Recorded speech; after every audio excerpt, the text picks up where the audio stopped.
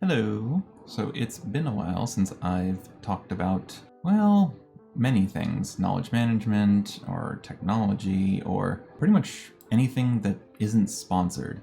Reason behind that is I have been going through probably another bout of autistic burnout. I've just had too much stress, too much anxiety, just everything piled on top of it. And it's already a lot to, work full time, manage my own personal life, YouTube, and it's just a lot. So sorry.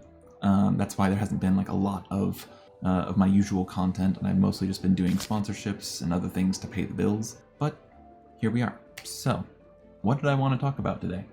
I've been wanting to make more content around and about autism. It is obviously one of my special interests now after getting my diagnosis about a year ago. So what I'm going to talk about today is just a couple things. I have some excerpts from my evaluation summary, and I'm going to be talking about how I've coped with a couple different things, or how I am currently coping with a couple different aspects of what I deal with. This by all means is not comprehensive of much of anything, including like my own presentation and symptomology, but it will be some of the things. I don't want to make this video like 3 hours long.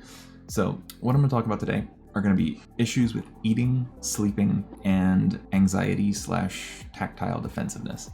So first things first, eating. So historically, I've never really liked dealing with food. It's not the act of eating itself, it's always just everything else. And this is probably a combination of like executive dysfunction, more tasks, and just a large cognitive demand about the management of everything surrounding food. What's the meal plan? What do I need for the meal plan? Make a grocery list, get to the grocery store, purchase the groceries, get it all home, unpack it all, then time for a meal, unpack groceries from where I've stored them, prepare them, cook the meal, set the table, eat, clean up after the meal, clean the dishes. Like that already takes so much of my mental energy. I hate dealing with food. Not eating, I hate dealing with it. But oftentimes before, I would even hate eating. Like I don't want to be bothered. Like I'm doing something right now, I'd take my hunger signals and I'd just be like, go away, just leave me alone. And I'd ignore it. And like I could easily go like 18 hours, sleep, wake up, another 12-hour day, even longer, and just completely not feel hungry, or even like the barest wisps of hunger, and then I just ignore it and I just keep pushing it down, and I'd eat one big meal at the end of the day and call it good. There are certain instances where, one meal a day and caloric restriction through that way, fasting, like there are ways that certain aspects of this behavior could be healthy, could be useful, but the way that I was doing things and the way that I was existing was not ultimately healthy or beneficial for my health. So this excerpt from my evaluation summary when I got evaluated for autism was also, and the end result was I got a couple other little things in my party basket of diagnostic criteria that ended up with some extra labels. Because of the behavior I exhibited and the way that I was going about different things and just my aversion to what I mentioned, all the stuff around food, is that I ended up getting like a diagnosis of, as it says, other specified feeding or eating disorder, bulimia nervosa, whatever. But like I'm not purging anything. I'm not anorexic. I don't have any of these actual things. That's why it's like other specified feeding disorder, because if I remember what the clinician was telling me about it in detail, it's the feeding aspect. Like I struggle with issues around the concept of feeding myself. So ultimately, this has been a unfortunate and unhealthy pattern for years. I have data going back well before even the COVID pandemic, and you can see my body weight fluctuations. Like it's just spikes. Like I'm not a small guy. Like I'm 6'6" or 198 centimeters, and like that means I can have a decent amount on my frame and still look and be and feel fine. But I ended up getting to the heaviest I ever been just late last year. I was like 270 pounds, which, is not overly horrible for somebody my size or my height, but because of my body composition, I didn't look good, I didn't feel good, and I was not happy with that. So the change occurred because of I knew about this diagnosis, and just certain other things happened. The way that I went about dealing with my food issues are a couple different ways. I've always been successful or moderately successful by treating my life as a video game. So like when you sleep, you're recovering. And then when you work on a particular activity, whether it's strength training or running or rock climbing, whatever, you're gaining experience points and leveling up your character, yourself. And part of this is because I cannot play the games that I enjoy because I'll get too addicted to them. So I try to treat my life as a game, so I get addicted to essentially living my life. And I would treat healthy food as, like health restoring potions, and you get the idea, the concept of gamification of your life. And not in a way that like I'm tracking everything, but just like I treat things like I'm gaining experience points. And then to maximize my leveling up, I need to, sleep well, I need to eat well, I need to train. And for a while, to a degree, this has been very helpful for me, but it doesn't really work completely, because life's not perfect, you're gonna fall down. And just the same old struggles kept creeping up. So how I've ended up going about dealing with this problem, kind of just the culmination of a couple different influences that ended up overarchingly resulting in what I'm doing now, that is finally, for once in my freaking life, age 31, for once in my life, finding something that actually works, is sustainable, is healthy, and makes me look, feel, and perform great. And it's kind of a common sense. I looked at, I'm constantly in the fitness space. I look at a lot of science-based lifters and people on YouTube who deal with science-based content. And it's always been what I've heard, because I've been around that stuff for over a decade. The eat slightly below your calories, track your macros, blah, blah, blah, blah, blah. But I never really did that, and I never thought it would be an easy way to do that. And I don't need one more thing on top of food management to be on top of food management. I'm just adding more fire to the fire. It's not helping. So what I ended up doing and what I discovered was by watching a video by Jeff Nippard. Love his content, love his wife, fiance, whatever. I actually found him because of her. Great YouTubers, great content. And I found his plug for the app Macro Factor.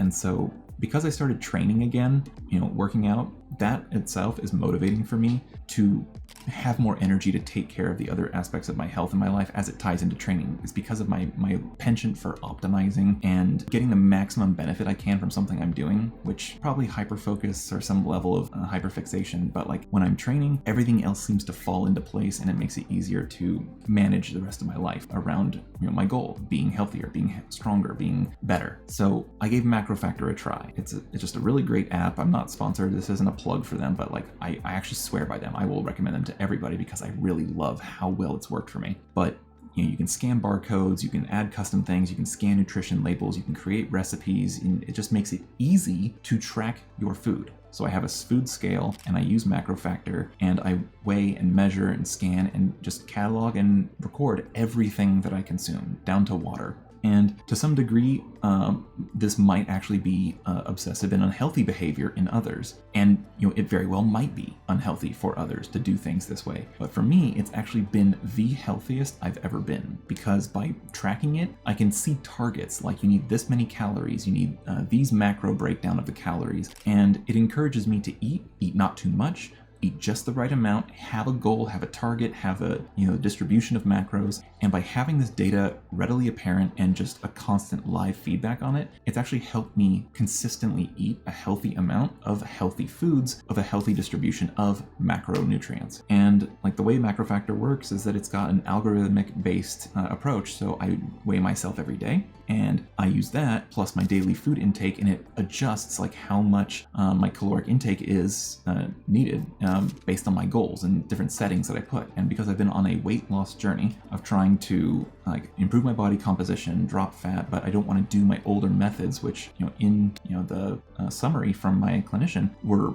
really unhealthy and bad for me. I wanted to take this in a healthy approach. And so from November 2023 to now, end of March, I've lost about 40 pounds. And not only that, but because I've been training consistently, I've been focusing on my protein intake, and I've just been doing this consistently. I actually eat more now than I've ever eaten before in my life, and it's helped me lose weight, which I've seen people talk about this before on YouTube. It's kind of just common sense. It's always been there, but it's just it never made it through, but it finally did.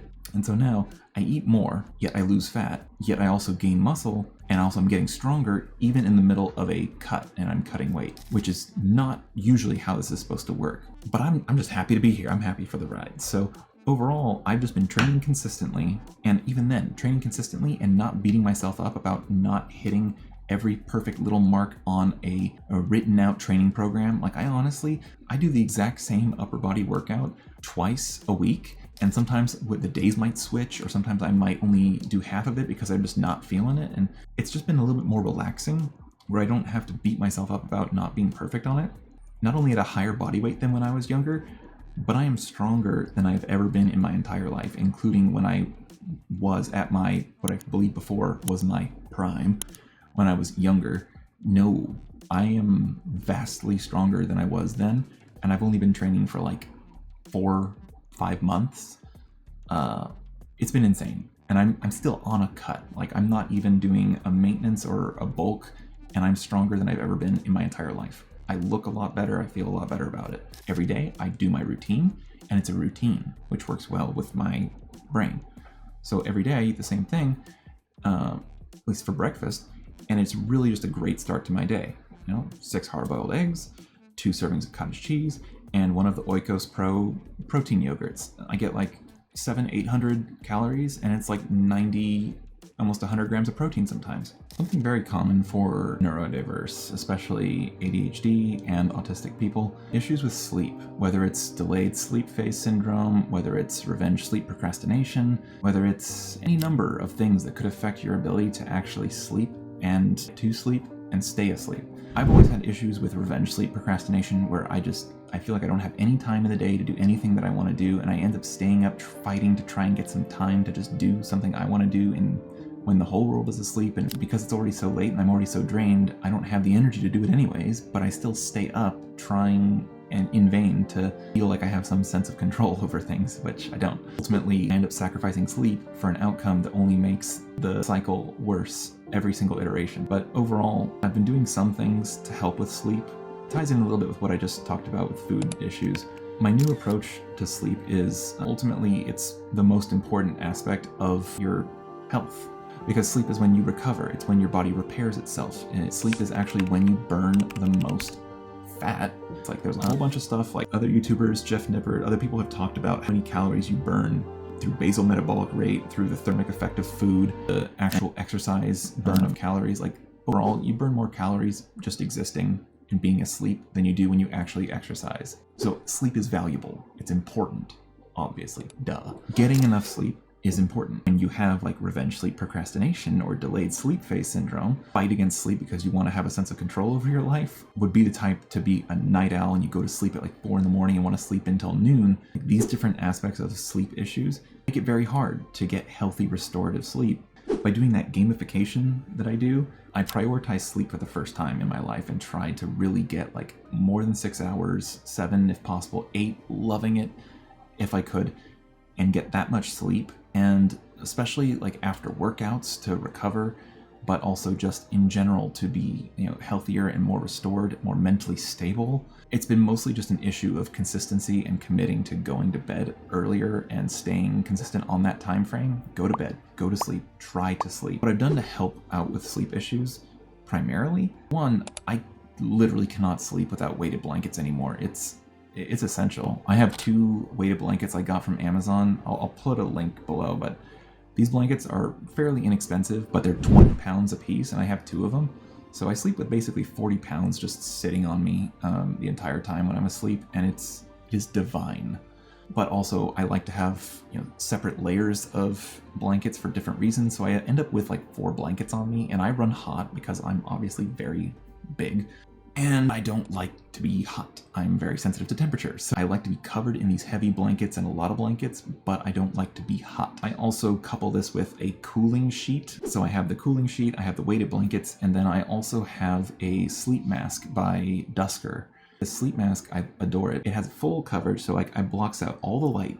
But also, this particular face mask has built-in headphones. They can connect by Bluetooth. So what I do is I connect the mask to my phone, and then I play like the rainstorm sounds or something. It's my white noise of choice. It has a built-in timer feature.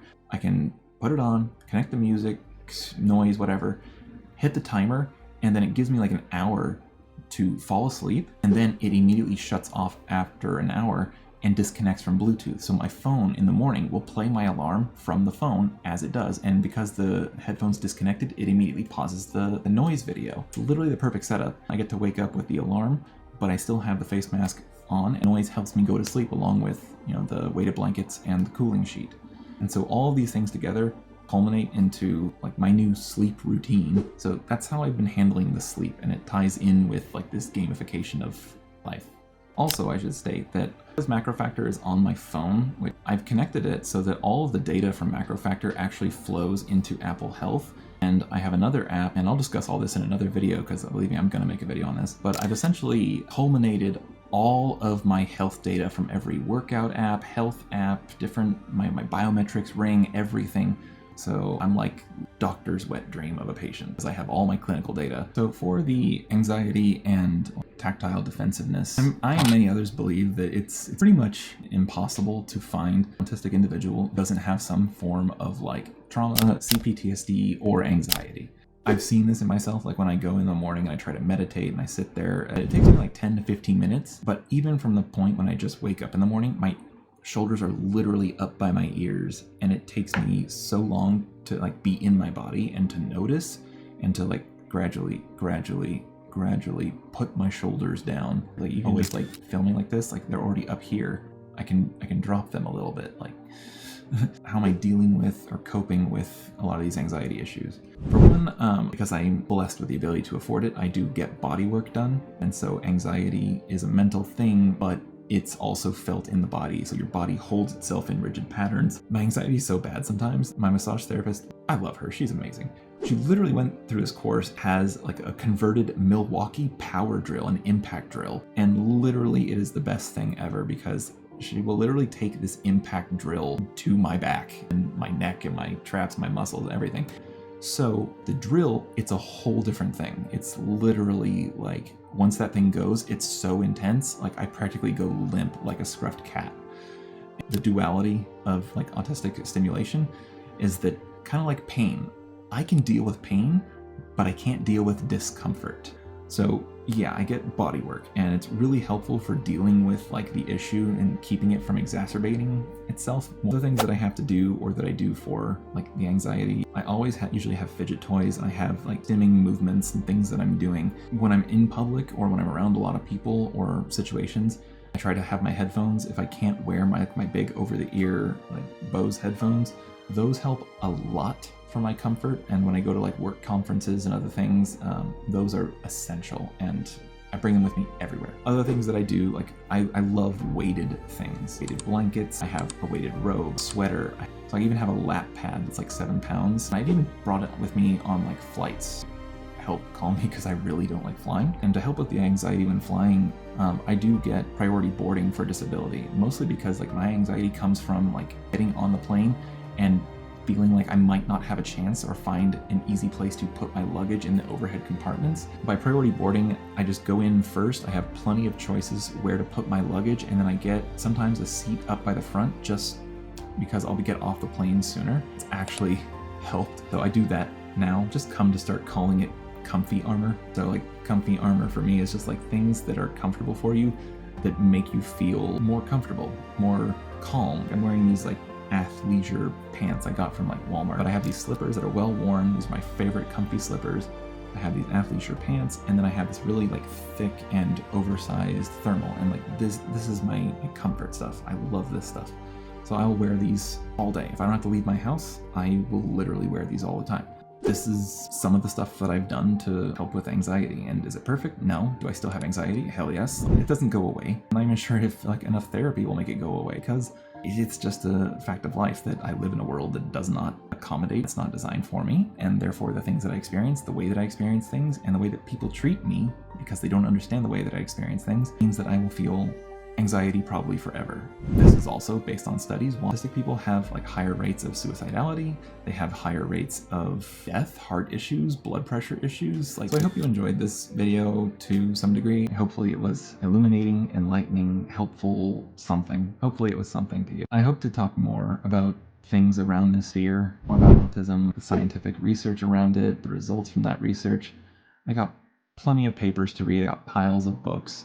I'm hoping to talk about this more, especially with actually referencing clinical and research material to further explain with scientific evidence the things that I experience, the way that I experience things. It's just been growing exponentially. Everyone's worried that there's like an epidemic, like autism's on the rise. Just because the filtering criteria is finally catching people who have slipped through the cracks doesn't mean that there's a freaking epidemic on your hands. It just means that people are finally being identified by the system that has been doing them a disservice for their entire lives. The fact that it's right now, according to the CDC, 1 in 36 people is still a far cry from what reality is, because that doesn't take into account people who can't afford health insurance or coverage to get evaluated, people in minorities, people of different genders. So the transgender community is likely vastly far affected. Women, POCs, people who are genderqueer. Basically, if you don't look like me, you are going to have a harder time actually getting a diagnosis if you can afford it. So the fact that that is, the current barriers to actually having a statistically accurate number of people per capita, per population, it just means that this is far more common than you realize, and you likely know somebody, even if they're not diagnosed. Because I'm paying attention to it, I'm seeing it everywhere. I'm seeing all the people in my life and all the people are discovering now for themselves. That's all for now, but until I see you in the next one.